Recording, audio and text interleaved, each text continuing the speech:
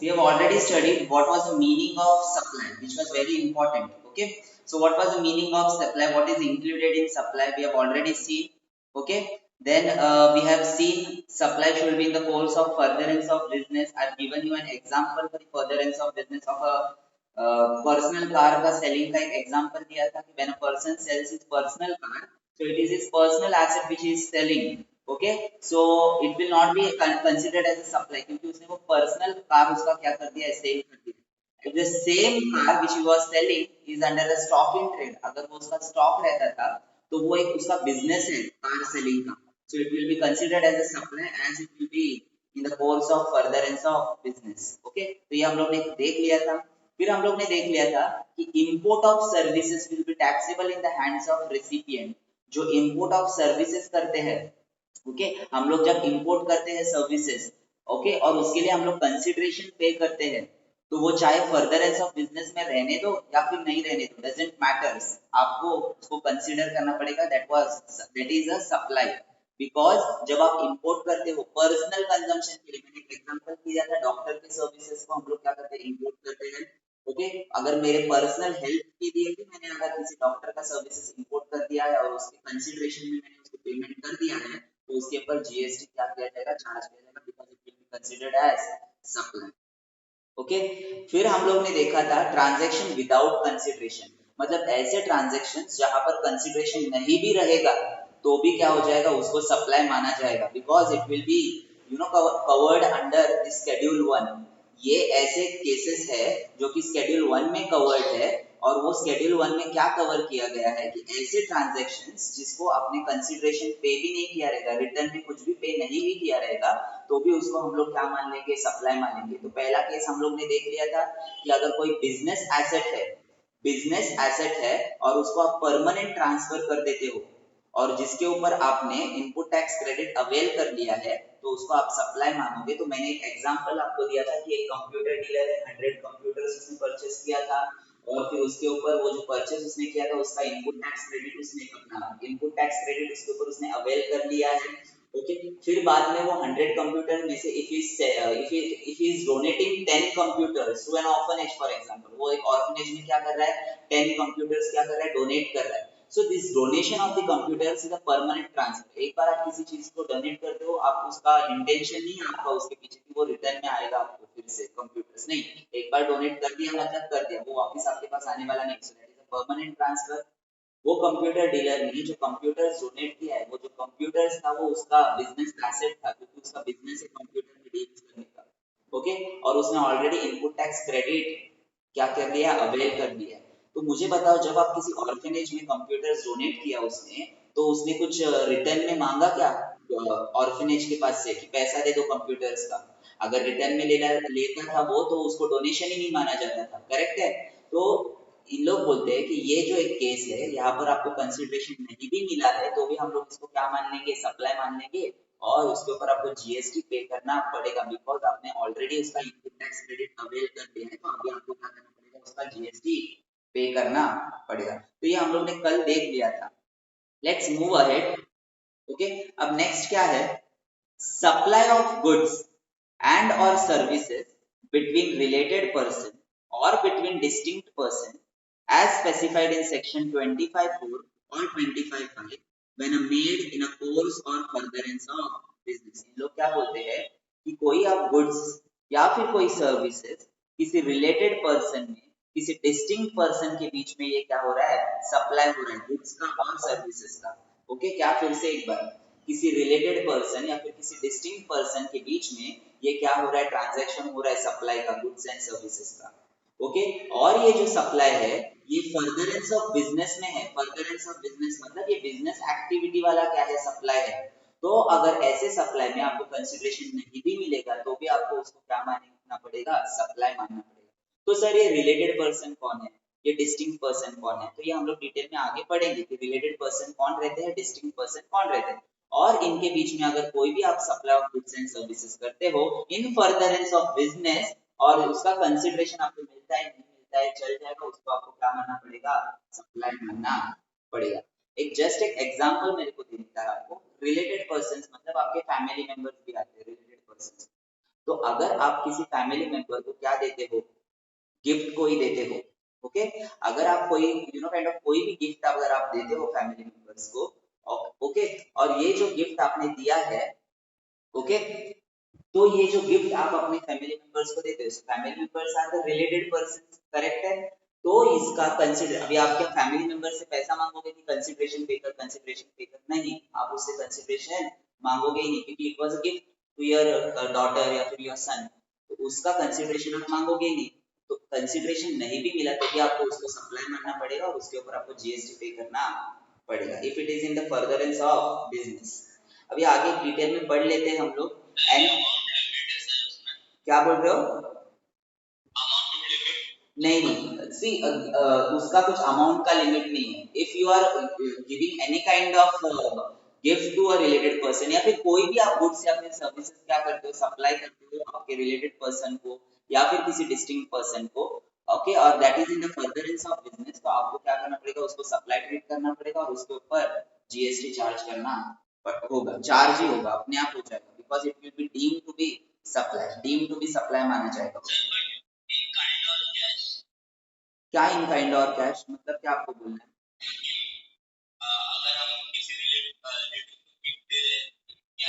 Cash और kind का बात ही नहीं चल रहा है यहाँ पर, हम लोग गुड्स या फिर सर्विसेज का बात कर रहे हैं। कोई गुड्स अगर आप आपके रिलेटेड पर्सन को दे रहे हो या फिर कोई सर्विसेज दे रहे हो, यहाँ पर कैश का तो बात ही नहीं है। सी, जीएसटी जो हम लोग पढ़ रहे हैं वो सिर्फ गुड्स के ऊपर लगेगा या फिर सर्विस, कैश और काइंड का तो हम लोग ने बोला ही नहीं है। हम लोग ने ऑलरेडी गुड्स के डेफिनेशन में पढ़ लिया है, गुड्स इंक्लूड एवरीथिंग इन, उसमें जो मनी वाला रहता है वो नहीं आएगा, एक्चुअल थिंग्स उसमें इंक्लूड नहीं किया है, तो हम लोग ने ऑलरेडी पढ़ लिया, कैश तो उस गुड्स जीएसटी कवर ही नहीं करता है, ओके, ओके, ओके, चलो, any supply of goods and or services in the course of business or furtherance of business by a taxable person to a related person as defined by the way of explanation below section 15(5) or by the taxable person to another taxable person provided in section 25 of the act when made without consideration would qualify and supply। लोग क्या बोलते हैं, आप अगर कोई भी goods या फिर कोई सर्विसेज रिलेटेड पर्सन को क्या करते हैं, वो आपके बिजनेस में होना चाहिए, बिजनेस या फिर फर्दरेंस ऑफ बिजनेस में रहना चाहिए, दिस इज द इम्पोर्टेंट। जो भी आप आपके फैमिली मेंबर्स को जो भी कुछ दोगे गुड्स, जो भी कुछ सर्विसेज सप्लाई करोगे, वो आपके फर्दरेंस ऑफ बिजनेस में रहना चाहिए। फॉर एग्जांपल मैं एक डॉक्टर है, ओके, फॉर एग्जांपल मैं एक डॉक्टर है और मैं अपने फैमिली मेंबर्स को सर्विसेज प्रोवाइड करता है डॉक्टर का, तो क्या मैं अपने फैमिली मेंबर्स से उसका चार्ज लेगा? नहीं लेगा, करेक्ट है ना? हेलो, हाँ, जो डॉक्टर है मैं मेरे फैमिली मेंबर्स को अगर कोई भी सर्विसेज प्रोवाइड करता है, ओके, तो मैं उनको तो चार्ज नहीं करने वाले, तो मुझे यहाँ पर कंसिडरेशन तो कुछ मिल नहीं रहा है मेरे फैमिली मेंबर्स से, करेक्ट है, तो कंसिडरेशन यहाँ पर मिल नहीं रहा है मुझे, पर मैं सर्विसेज तो सप्लाई कर रहा है, और ये जो सर्विसेज में सप्लाई कर रहा है that is under furtherance of business, मेरा वो बिजनेस ही है सर्विसेज प्रोवाइड करने का, तो अगर ऐसा रहेगा तो उसको सप्लाई माना जाएगा, ओके, दो आपने कंसिडरेशन उसका रिसीव नहीं किया क्योंकि वो रिलेटेड पर्सन है, वो आपके फैमिली मेंबर्स है, उनसे आपने पैसा लिया नहीं है, कंसिडरेशन लिया नहीं, तो भी उसको सप्लाई माना जाएगा और आपको उसके ऊपर जीएसटी पे करना पड़ेगा, समझा? ओके, फॉर एग्जांपल उन लोग ने बोला है free supplies to a related person, stock transfer to a unit outside the state or different business verticals etc will be required as supplies। उन्होंने बोला है कि अगर आप किसी रिलेटेड पर्सन को फ्रीली सप्लाई करते हो कोई भी चीज, जैसे अभी डॉक्टर का एग्जांपल दिया हम लोग ने, या फिर कोई स्टॉक को आप ट्रांसफर कर रहे हो, स्टॉक ट्रांसफर कर रहे हो from one business vertical to the another, okay, जो कि अलग अलग स्टेट में भी हो सकता है, अगर आप ऐसा कुछ कर रहे हो तो आपको क्या मानना पड़ेगा, उसको सप्लाई मानना पड़ेगा, इसका एग्जांपल आगे हम लोग को मिल जाएगा डिटेल में, ओके, ये डिस्टिंक्ट पर्सन और वो रिलेटेड पर्सन के डेफिनेशन, ओके। अभी ये जो डिस्टिंक्ट पर्सन रहता है ये कौन रहता है, हम लोग ने बोला है कि ये जो ट्रांजैक्शन डिस्टिंक्ट पर्सन के बीच में होना चाहिए, रिलेटेड पर्सन के बीच में होना चाहिए, तो ये डिस्टिंक्ट पर्सन है कौन actually? A person who has obtained or is required to obtain more than one registration, whether in one state union territory or more than one state union territory, shall in respect of each such registration be treated as distinct person as per section 25(4) of the CGST Act। अब ये क्या रहता है distinct person मतलब एक person है, okay, who is required to obtain registration under more than one registration. Now what is more than one registration? ये जो जीएसटी लॉ है ना, ये क्या बोलता है कि हर एक स्टेट में अगर आप कोई ट्रांजैक्शन करते हो सप्लाई ऑफ गुड्स का या फिर सर्विसेज का, तो हर एक स्टेट के लिए आपको अलग अलग से क्या करना पड़ेगा, रजिस्ट्रेशन करना पड़ेगा। फॉर एग्जांपल मैं मेरा गुड्स एंड सर्विसेज सप्लाई करता है राजस्थान में, तो मुझे राजस्थान के लिए, प्लीज माइक म्यूट पे डाल दीजिए, ओके, तो मुझे राजस्थान में अलग से क्या करना पड़ेगा, जीएसटी का रजिस्ट्रेशन करना पड़ेगा। माइक प्लीज म्यूट पे डाल दीजिए। हेलो स्टूडेंट्स, ओके, अगर मैं उत्तर प्रदेश में कोई सप्लाई कर रहा है तो मुझे, हेलो, किसका माइक म्यूट पे नहीं है, प्लीज इट्स अ रिक्वेस्ट, आप लोग माइक म्यूट पे डाल दीजिए ना अपना।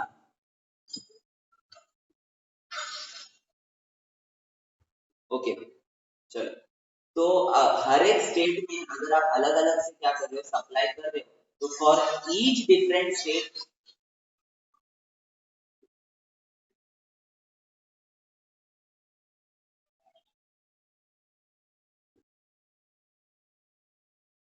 अनिशा गौड़ा ये कौन है, प्लीज अपना माइक म्यूट पे डाल दीजिए।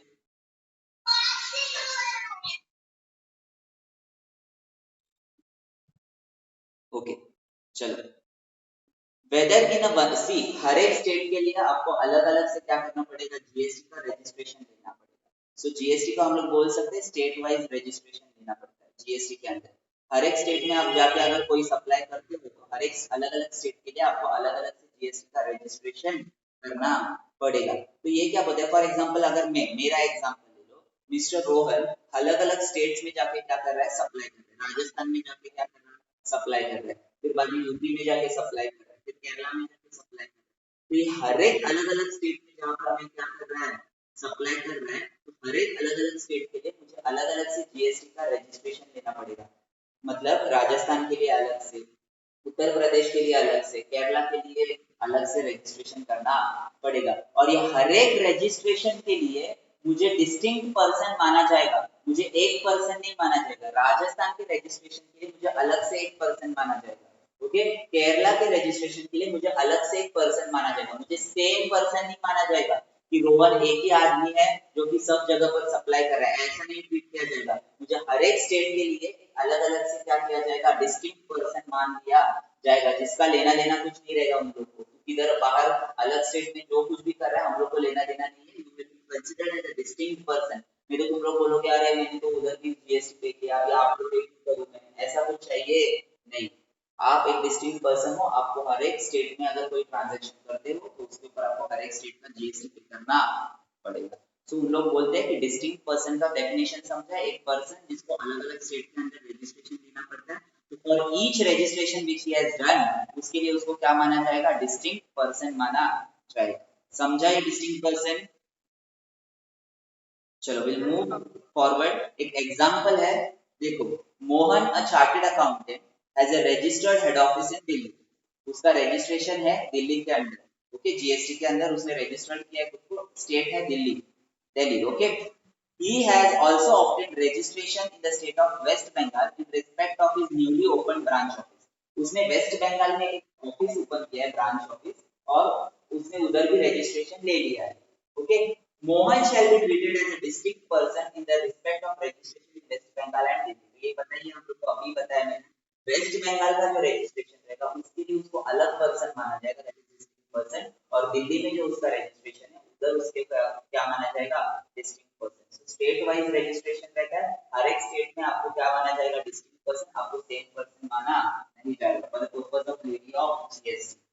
फिर बाद में आता है, further when a person who has obtained or is required to obtain registration in the state or union territory in respect of an establishment, establishment मतलब कोई बिजनेस उसको क्या करना है, रजिस्टर्ड करना है, कोई बिजनेस है उसका, okay, has an establishment in another state or union territory, then such establishment shall be treated as establishment of distinct person। उन्होंने बोला है कि एक पर्सन है, उसका कोई बिजनेस है, और वो बिजनेस उसका एक उसने रजिस्ट्रेशन एक स्टेट में ले लिया उस बिजनेस के रिलेटेड, ओके, उस एस्टेब्लिशमेंट का रजिस्ट्रेशन उसने ले लिया है, ओके अगर वो कोई काइंड ऑफ बंदा अगर उसके एस्टेब्लिशमेंट को किसी और स्टेट के अंदर भी रजिस्टर कर लेता है तो वो बिजनेस जो रजिस्ट्रेशन कर रहा है दो स्टेट के अंदर ओके तो वो दोनों भी स्टेट के अंदर उस जो बिजनेस रहेगा उसका जो एस्टेब्लिशमेंट रहेगा उसको डिस्टिंक्ट पर्सन माना जाएगा, उसको एक ही बिजनेस माना नहीं जाएगा। ओके अगर फॉर एग्जांपल देखो एग्जांपल पढ़ेंगे तो हम लोग को क्लियर हो जाएगा। एग्जांपल क्या है, Raghuveer Fabrics transfer 1,000 shirts from his factory located in Lucknow to his retail showroom in Delhi so that the same can be sold from there। बोल रहे हैं कि रघुवीर फैब्रिक्स है ओके वो 1,000 शर्ट क्या करता है अपना एक फैक्ट्री है लखनऊ के अंदर वहां से वो अपने दिल्ली के शोरूम में क्या करता है वो शर्ट क्या करता है सप्लाई करता है okay the factory and the retail showroom of रघुवीर fabrics are registered in the state where they are located. मतलब क्या है कि ये जो फैक्ट्री लखनऊ के अंदर है तो उन लोग ने वहां पर रजिस्ट्रेशन ले लिया है वो फैक्ट्री का जीएसटी का रजिस्ट्रेशन लखनऊ में उन लोग ने फैक्ट्री के लिए ले लिया है। और जो रिटेल शोरूम है दिल्ली के अंदर तो वो दिल्ली के अंदर उसने रिटेल शोरूम का रजिस्ट्रेशन ले लिया है जीएसटी का ओके नाउ वो लोग क्या बोलते हैं although no consideration is charge supply of goods from factory to retail showroom constitute supply. अभी देखो ध्यान दो यहाँ शोरूम भी रघुवीर का ही है और वो फैक्ट्री भी है उसका ही है ओके अब मुझे बताओ अगर मैं मेरे फैक्ट्री से मेरे खुद के फैक्ट्री मतलब रघुवीर अपने खुद के फैक्ट्री से अपने खुद के शोरूम में जब वो शर्ट सप्लाई करता है तो शोरूम वाला उसको क्यों पे करेगा कुछ अमाउंट उसका ही तो है खुद का शोरूम मतलब एक पॉकेट से पैसा निकालो और दूसरे पॉकेट में डालो। रघुवीर क्या बोलेगा मेरे फैक्ट्री में से मतलब मैंने सप्लाई कर दिया शर्ट मेरे शोरूम में और शोरूम वाला मेरे को पैसा पे करेगा मेरे फैक्ट्री में। अरे पर किसको पे कर रहा है दोनों भी रघुवीर को ही क्योंकि दोनों भी किसका है फैक्ट्री भी रघुवीर का ही है और वो जो रिटेल शोरूम है रघुवीर का है। So what I want to tell you कि एक पॉकेट से मैं पैसा निकालेगा और मेरे दूसरे पॉकेट में डाल देगा कुछ जरूरत नहीं है। तो वो क्या बोलते हैं दोनों भी उसका ही है वो फैक्ट्री भी उसका है वो शोरूम भी उसका है तो यहाँ पर कंसिडरेशन की जरूरत ही नहीं है क्योंकि एक पॉकेट से पैसा निकाल के दूसरे पॉकेट में डालना है no you know kind of it's like idiotic thing which you are doing okay. तो लॉ क्या बोलता है अगर ऐसा केस है जहां पर ओनर एक है और उसका दो एस्टेब्लिशमेंट है जो कि अलग अलग स्टेट के अंदर है ओके तो वो अलग अलग स्टेट के अंदर अगर आपको कंसिडरेशन मिलता है नहीं मिलता है ओके तो भी चल जाएगा मतलब पैसा रिटर्न में मिल रहा है नहीं मिल रहा है तो भी चल जाएगा पर उसको आपको सप्लाई मानना पड़ेगा और उसके ऊपर आपको जीएसटी पे करना पड़ेगा। समझा ये कंसेप्ट या नहीं समझा? हेलो ओके चलो तो चलो आगे बढ़ते हैं। अभी ये था डिस्टिंक्ट पर्सन का कि मीनिंग ऑफ डिस्टिंक्ट पर्सन क्या है।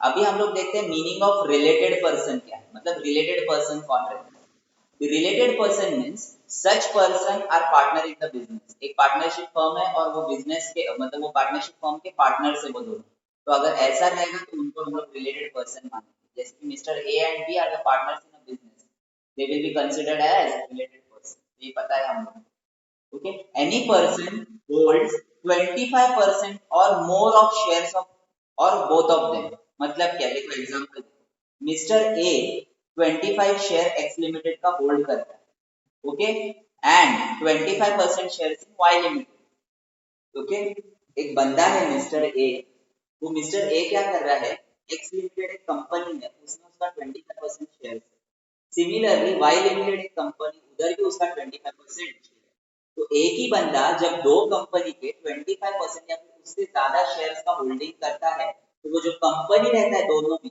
वो दोनों कंपनीज को भी हम लोग कंसीडर कर देंगे रिलेटेड पर्सन। समझा? क्योंकि वो दोनों भी कंपनीज ए के वजह से क्या हो जाएंगे रिलेटेड पर्सन हो जाएंगे because A is holding more than 25% of the shares of both the companies. ये दोनों भी कंपनी को हम लोग क्या मान लेंगे रिलेटेड पर्सन। समझा? Next one of them controls the other एक दूसरे को कंट्रोल करता है एक दूसरे को कंट्रोल करता है मतलब क्या A limited is holding 51% share of X limited they are related person.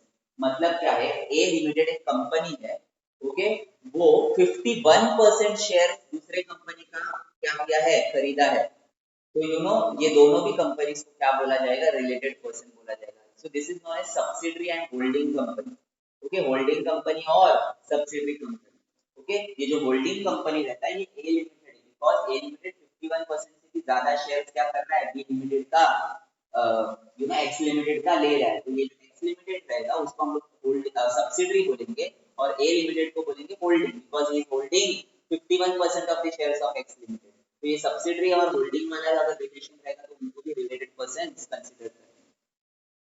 Together they directly और indirectly control a third person. वो लोग क्या बोल रहे हैं, टुगेदर डायरेक्टली या फिर इनडायरेक्टली वो लोग कंट्रोल करते थर्ड पर्सन। इसका एग्जांपल देखो क्या है, ABC limited has 26% shares of X limited and PQR limited has 27% shares of X limited. एक कंपनी है ABC लिमिटेड, ओके, वो जो कंपनी है उसने X लिमिटेड के 26 शेयर्स खरीदे, 26% शेयर्स खरीदे, और एक कंपनी है PQR लिमिटेड, उसने 27% शेयर्स खरीदा है एक्स लिमिटेड।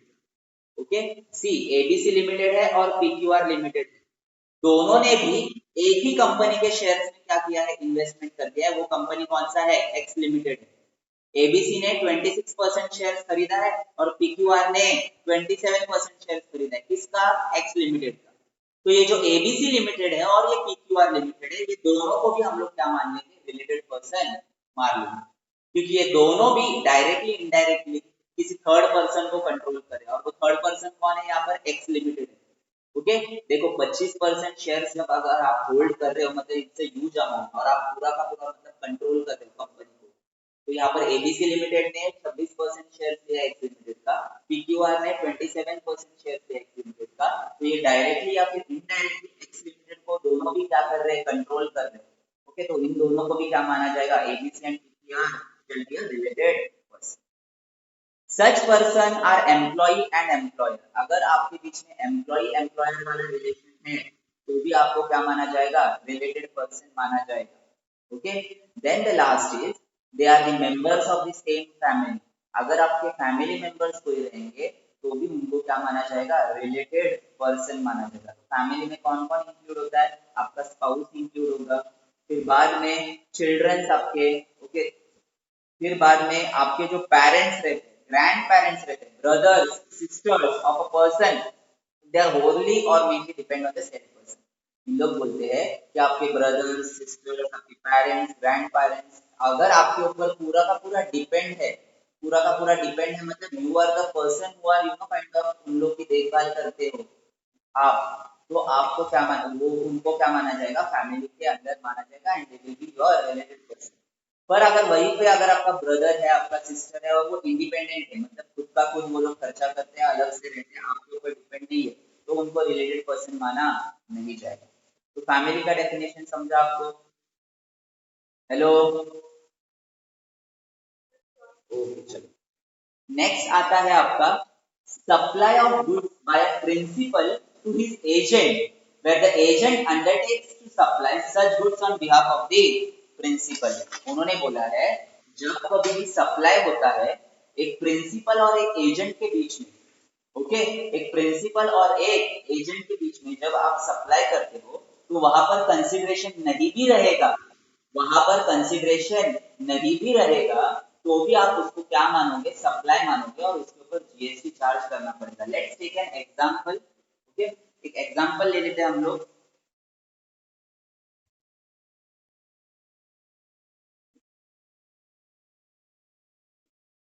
दिख रहा है ये स्क्रीन आपको, okay, supply by principal to agent. अभी इसका क्या मीनिंग है, मिस्टर एक्स एक प्रिंसिपल है, प्रिंसिपल मतलब जो पर्सन जो सप्लाई करने वाला है, मेन पर्सन, ओके। फिर बाद में अगर उसने फॉर एग्जांपल ले लो 100 यूनिट्स 1000 यूनिट्स का गुड्स उसने क्या किया, सप्लाई किया, 1000 यूनिट्स ऑफ गुड्स सप्लाई किया, किसको, मिस्टर वाई को सप्लाई करा। अब ये मिस्टर वाई कौन है, एजेंट है। देखो मिस्टर एक्स ने एक एजेंट को हायर किया है, दैट इज मिस्टर वाई, उसने 1000 यूनिट्स मिस्टर वाई को क्या किया है, सप्लाई किया है। यहाँ पर मिस्टर एक्स ने ना एक एजेंट को हायर किया है, ये जो एजेंट रहेगा ना ये मिस्टर एक्स के बिहाफ पे अपना गुड्स क्या करने वाला है, सेल करने वाला है। तो यहाँ पर मिस्टर वाई कुछ पे नहीं कर रहा है एक्स को, यहाँ पर मिस्टर वाई ये 1000 यूनिट्स के लिए कुछ पे नहीं कर रहा है। मिस्टर एक्स ने एक बंदे को चुना है जो कि मिस्टर एक्स के बिहाफ पे क्या करेगा, कस्टमर को गुड्स बेचने वाला है। ओके, तो अब ये आगे जाके मिस्टर वाई अगर मिस्टर जेड को गुड्स बेच रहा है, मिस्टर जेड को क्या कर रहा है, गुड्स बेच रहा है, मतलब मिस्टर जेड कौन है, अगर फॉर एग्जांपल ले लो कस्टमर है, मिस्टर जेड कौन है, कस्टमर है। तो मुझे बताओ यहाँ पर ये जो कस्टमर रहेगा ये एक्चुअली पे करने वाला है एजेंट को, समझा। एजेंट जो भी कुछ ये कस्टमर को बेचेगा, कस्टमर उसके लिए कंसिडरेशन पे करेगा। तो यहाँ पर इसको हम लोग बोलेंगे एक्चुअल सप्लाई। एक्चुअल सप्लाई यहाँ पर क्या बोलेंगे हम लोग, एक्चुअल सप्लाई। क्यों, क्योंकि यहाँ पर सप्लायर कौन है, mister X, mister Y sorry, ये जो मिस्टर वाई है ना ये क्या कर रहा है, सप्लाई कर रहा है कस्टमर। तो सप्लायर कौन है, मिस्टर वाई। यहाँ पर रिसिपिएंट कौन है, मिस्टर जेड, क्योंकि मिस्टर जेड क्या कर रहा है, गुड्स को रिसीव कर रहा है। तो ये एक्चुअल सप्लाई है, क्योंकि यहाँ पर मिस्टर वाई है जो सप्लायर है, मिस्टर जेड है जो कि रिसीवर है, रिसिपिएंट है, और ये जो सप्लाई करेगा गुड्स, ये एजेंट जो ये मिस्टर वाई जो इसको कस्टमर को सप्लाई करेगा गुड्स, उसके लिए ये कस्टमर कुछ तो पे भी करेगा कंसिडरेशन। तो इसको हम लोग एक्चुअल सप्लाई मानेंगे। पर यहाँ पर क्या हुआ, ये जो मिस्टर एक्स ने 1000 यूनिट्स जो मिस्टर वाई को दिया है, ये प्रिंसिपल ने जो 1000 यूनिट्स का गुड्स ये एजेंट को सप्लाई किया है, उसको हम लोग लॉ क्या बोलता है, उसको आपको डीम्ड टू बी सप्लाई मानना पड़ेगा, और उसके ऊपर आपको जीएसटी पे करना। तो जबकि यहाँ पर मिस्टर वाई जो एजेंट है उसने कुछ पे नहीं किया है रिटर्न में, ये यूनिट्स के लिए, ये 1000 यूनिट्स के लिए जब ये सप्लाई हुआ था तब मिस्टर वाई ने कुछ भी पे नहीं किया था, तो भी चल जाएगा। तो कंसिडरेशन यहाँ पर नहीं भी पे किया, ये केस में, ये प्रिंसिपल और एजेंट के केस में कंसिडरेशन नहीं भी रहेगा, तो भी वो सप्लाई को हम लोग क्या मानेंगे, डीम टू बी सप्लाई, और उसके ऊपर जीएसटी चार्ज करना पड़ेगा। समझा ये कंसेप्ट। तो प्रिंसिपल ने अगर किसी एजेंट को हायर किया है जो कि प्रिंसिपल के बिहाफ पे क्या करने वाला है, आगे कस्टमर्स को गुड सप्लाई करने वाला है, तो ये जो प्रिंसिपल और एजेंट के बीच में जो भी ट्रांजैक्शन हुआ है उसको हम लोग डीम टू बी सप्लाई मानेंगे और उसके ऊपर जीएसटी चार्ज करेंगे। समझा ये कंसेप्ट। हेलो, ओके, एग्जांपल देखो, अ company is located in Nagpur and employs an agent इन मुंबई। एक कंपनी है जो कि नागपुर में है और वो उसने एक एजेंट को हायर किया है Mumbai to undertake sale on behalf of the company. तो ये जो मुंबई का जो एजेंट रहेगा वो कंपनी के बिहाफ पे क्या करेगा, सप्लाई करेगा सबको goods. Okay, so the goods transferred by the company to the premises of agent in the Mumbai will be qualified as supply. तो ये लोग क्या बोलते हैं, जो कंपनी नागपुर में है, जो कंपनी नागपुर में है वो क्या करने वाली है, गुड्स सप्लाई करने वाली है, किसको, जो कि एजेंट मुंबई में बैठा है। ओके, तो नागपुर वाली कंपनी गुड्स सप्लाई कर रही है मुंबई के एजेंट को, तो जो सप्लाई हुआ है उसमें मुंबई वाला एजेंट कुछ भी रिटर्न में पे नहीं कर रहा है वो वक्त के लिए, at the time of that supply वो कुछ भी नहीं पे कर रहा है, वो एक जस्ट एक एजेंट है जो कंपनी के बिहाफ में क्या करने वाला है, गुड्स को सेल करने वाला है। तो वो ट्रांजैक्शन को भी उन्होंने बोला है सप्लाई मान दिया जाएगा और उसके ऊपर जीएसटी चार्ज किया। समझा। तो ये एग्जांपल था एक। फिर पॉइंट नंबर डी देखो, supply of goods by an agent to his principal. जब कोई गुड्स आप सप्लाई करते हो, कोई एजेंट किसी प्रिंसिपल को क्या करता है, गुड्स सप्लाई करता है। उल्टा पहले क्या था, प्रिंसिपल एजेंट को क्या कर रहा था, सप्लाई कर रहा था। अभी एजेंट क्या कर रहा है, गुड्स लेके प्रिंसिपल को सप्लाई कर रहा है। When the agent undertakes to receive such goods on behalf of principal, वो प्रिंसिपल ने उस एजेंट को बताया है कि तू तेरे इधर से वो गुड्स क्या कर, लेके रख और मुझे सप्लाई कर। तो वो सप्लाई जो हुआ है वहां पर कुछ भी कंसीडरेशन पे नहीं किया है, क्योंकि प्रिंसिपल के बिहाफ पे वो एजेंट क्या कर रहा है, वो गुड्स को क्या कर रहा है, लेके रख रहा है, वो गुड्स को रिसीव कर रहा है। प्रिंसिपल ने उसको ऑर्डर दिया था कि भाई तू मेरे बिहाफ पे, मैं उधर आ नहीं सकता, तू मेरे बिहाफ पे वो गुड्स क्या कर, लेके रख। तो अगर ऐसा कुछ केस रहेगा तो वहां पर कंसीडरेशन नहीं भी रहेगा between that principal and agent, जो भी उसको सप्लाई माना जाएगा। एग्जाम्पल देखो क्या दिया है उन लोग ने, a company is located in Kanpur, एक कंपनी है कानपुर में, and employs an agent in Jaipur, agent है जयपुर में, to undertake purchase on behalf of the company. तो कंपनी जो कानपुर वाला कंपनी है उसने बोला है जयपुर के एजेंट को कि तू मेरे बिहाफ पे क्या कर, गुड्स लेके रख। तो ये जो गुड्स प्रोक्यूर किए हैं, परचेस किए हैं वो एजेंट ने, और वो जो ट्रांसफर करेगा कंपनी को वो गुड्स, तो उनके बीच में जो भी ट्रांजैक्शन रहेगा उसमें कंसीडरेशन नहीं भी रहेगा तो भी चल जाएगा, तो उसको हम लोग क्या मानेंगे, सप्लाई मानेंगे। यहाँ पर सब बात चल रही है ट्रांजैक्शन विदाउट कंसीडरेशन, कि जहां पर कंसीडरेशन आपको नहीं भी मिलता है, consideration is a very important point. अगर किसी सप्लाई को सप्लाई मानना है तो उसको कंसीडरेशन रहना ही चाहिए। पर ये जो केसेस हम लोग अभी पढ़ रहे हैं वो जो केसेस है जहाँ जो एक्सेप्शन है कंसीडरेशन के लिए, मतलब क्या कि जहां पर कंसीडरेशन नहीं भी रहेगा तो भी हम लोग उसको क्या मानेंगे, सप्लाई मानेंगे और उसके ऊपर जीएसटी चार्ज करेंगे। एंड द लास्ट पॉइंट क्या बोलता है, import of services by a taxable person from a related person to form any of the other establishment outside India in the course or furtherance of business। See, हम लोग ने ऊपर देखा था एक पॉइंट कि import of services for consideration, अगर आप सर्विसेज को इंपोर्ट करते हो, अगर आप सर्विसेज को इंपोर्ट करते हो कंसिडरेशन के लिए, ओके, तो फर्दरेंस ऑफ बिजनेस रहे या नहीं रहे उसको हम लोग क्या बोलेंगे, जीएस सप्लाई बोलेंगे और उसके ऊपर जीएसटी चार्ज करेंगे। ये एक एग्जांपल के थ्रू मैं एक्सप्लेन करता है तो वो क्लियर हो जाएगा आपको। ध्यान दो, एक इंपॉर्टेंट है, इंपोर्ट ऑफ सर्विस। आप सर्विस को क्या करते हो, इंपोर्ट करते हो। तो ये जो इंपोर्ट आपने किया है सर्विसेज का फॉर कंसिडरेशन, फॉर कंसिडरेशन मतलब ये सर्विसेज जो आप इंपोर्ट करते हो उसके लिए आपने कंसिडरेशन पे किया है, उसके लिए आपने कंसिडरेशन पे किया है, ओके। तो कंसिडरेशन पे करने के बाद whether it is for in furtherance of business और not, okay, furtherance of business में है या फिर नहीं है चल जाएगा, उसको हम लोग क्या मानेंगे, सप्लाई, और उसके ऊपर जीएसटी चार्ज करेंगे, ओके। ये हम लोग ने एग्जांपल लिया मैंने दिया था, याद करो, डॉक्टर का मैंने सर्विसेज खुद के हेल्थ के लिए अगर काइंड ऑफ इंपोर्ट किया है, किसी अमेरिकन डॉक्टर को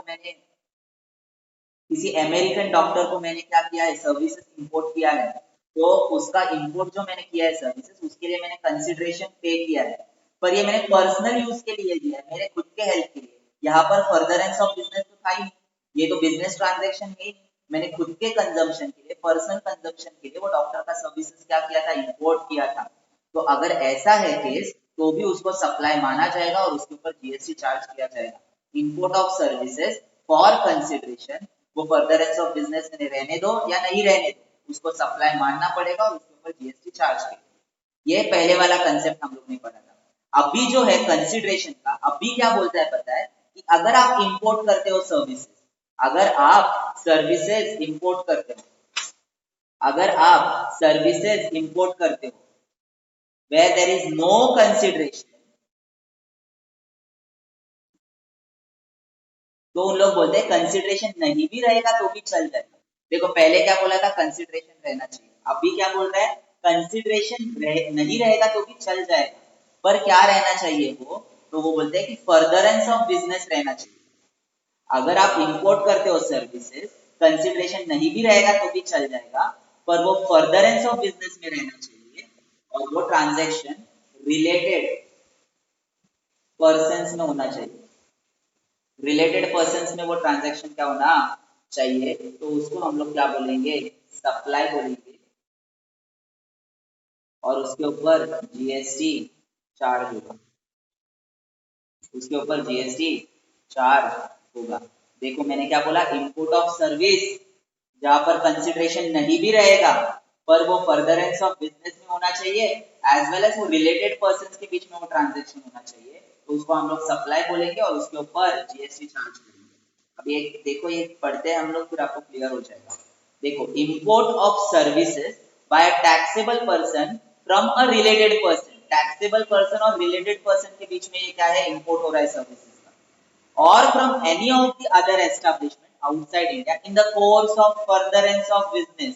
ध्यान में दो, यहाँ पर furtherance of business होना चाहिए, और ये जो सप्लाई हो रहा है, ये जो ट्रांजेक्शन हो रहा है, ये टैक्सेबल पर्सन और रिलेटेड पर्सन के बीच में होना चाहिए।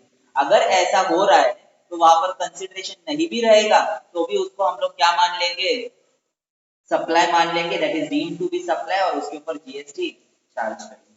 फिर वो एग्जांपल देख लेते हैं, देखो A Limited of India has foreign subsidiary company B Limited in US। बोलो क्या बोल रहे हैं, A Limited एक इंडिया का कंपनी है, A Limited एक इंडिया का कंपनी है और उसका फॉरेन सब्सिडरी है B Limited, फॉरेन सब्सिडरी है B Limited जो कि यूएसए में है।